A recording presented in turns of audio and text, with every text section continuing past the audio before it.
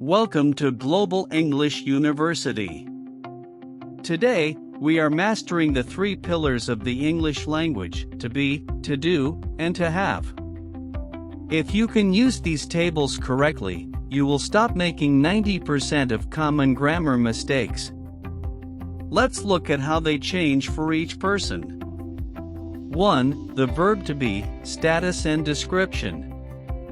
Use this to describe who or what something is. I am, I'm. You are, you're. We are, we're. They are, they're. He is, he's. She is, she's. It is, it's. To. The verb to do, actions and emphasis. Use this to talk about tasks or to ask questions. I do. You do. We do. They do.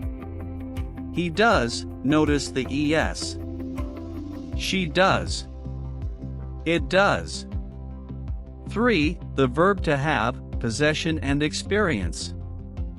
Use this to talk about owning things or relationships. I have. You have. We have. They have. He has, the V changes to S. She has. It has. 5. The secret rule for professionals. Notice a pattern? For he, she, and it, the verb always ends in the letter S. He is. He does. He has.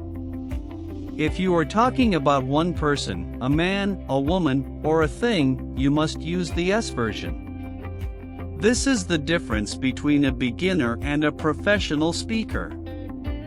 6. Negative forms, quick reference. When you want to say no, use these forms. I am not.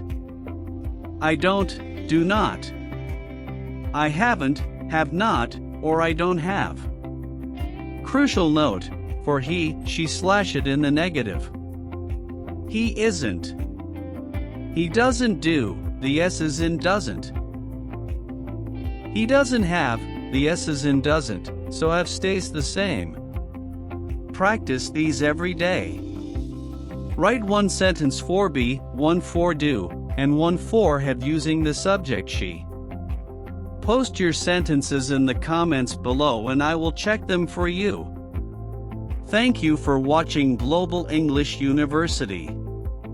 Subscribe to level up your English.